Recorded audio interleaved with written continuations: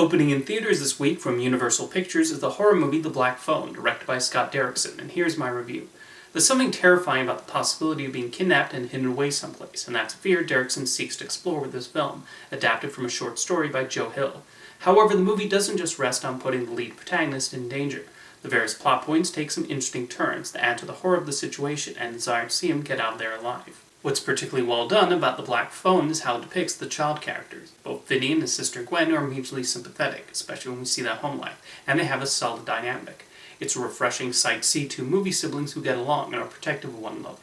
Derrickson and co-writer C. Robert Cargill properly established them, with Gwen also getting some of the best lines in the movie. Between the horror elements, the film also includes a few laugh-out-loud moments to help relieve the tension, and Gwen is responsible for a number of them.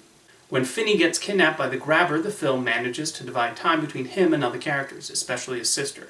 Whenever we see Finney trapped in the villain's lair, there's an uncertainty of how he's going to get out, and that adds to the suspense of a number of scenes. Ethan Hawke makes the kidnapper into a legitimate threat. We're not given much of a reason for why he steals children, aside from some sick thrill, and that plays a role in how scary he is. While this kind of storyline could have fallen into the trap of being gratuitous, Derrickson avoids crossing that line.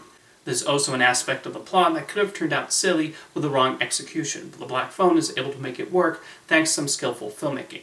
In addition to Gwen, there are also funny scenes courtesy of James Arounso as someone fascinated with the kidnappings. Derrickson has an understanding of how to implement comedy into this movie in the right spots without getting in the way of the story's horrific elements. It ultimately builds to an exciting climax that successfully develops Finney's character. Beyond the horror elements, Black Phone works as a story against bullying of any kind.